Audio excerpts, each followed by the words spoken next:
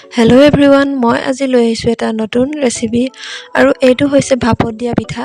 পিঠাটো বনাবলৈ একেবাৰে সহজ হয় আৰু বেছি বস্তুৰ প্ৰয়োজন নহয়। আৰু মই কেনেদৰে বনালোঁ পিঠাটো চাওঁ আহক। আৰু মই চৰিয়া এটাত ল'লোঁ এয়া 3 কাপ চাউলৰ পিঠাগুড়ি বেছি লোৱা নাই মই। আৰু ইয়াত দিলোঁ ৰুকা নাৰিকল আৰু লগতে দিলোঁ এয়া চেনি মই 3-4 চামুচমান। আপোনালোকে মিঠাটো কম বেছি পৰিমাণে নিজৰ জোখত দি ল'ব।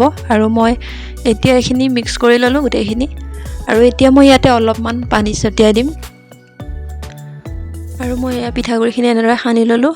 আৰু পিঠাগুড়িখিনি বেছি ঢিলাকৈ সানিব নালাগে, এনেদৰে মুঠি মাৰি দিলে ভাঙি যোৱাকৈ সানি ল'লেই হ'ল।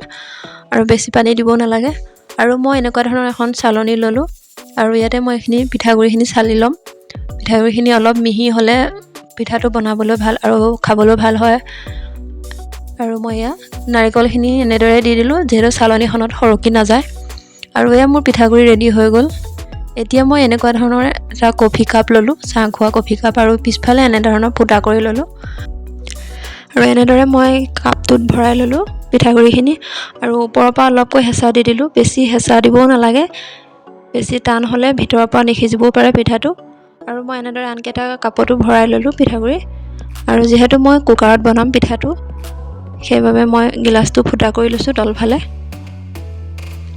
আৰু মই কুকাৰৰ ঢাকনখনৰ চিটিটো আঁতৰাই ল'লোঁ আৰু এনেদৰে ভৰাই ল'লোঁ। আৰু কুকাৰত মই পানী দিলোঁ আৰু এতিয়া মই গেছত বহাই দিলোঁ কুকাৰটো। আৰু মই এতিয়া কাপটোৰ ওপৰত এখন প্লেটেৰে দি ঢাকি দিম, তেতিয়া পিঠাটো সোনকালে সিজিব।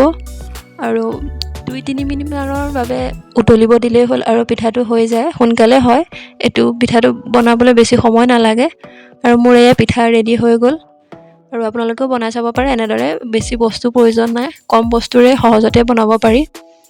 আৰু এইটো বেলেগ পদ্ধতিৰেও বনাব পাৰি। মই এনেকৈ বনাই ভাল পাওঁ, এনেদৰে সহজ হয়। আৰু মোৰ ভিডিঅ'টো কেনেকুৱা লাগিল জনাবলৈ নাপাহৰিব। থেংক ইউ মোৰ ভিডিঅ'টো শেষলৈকে চোৱাৰ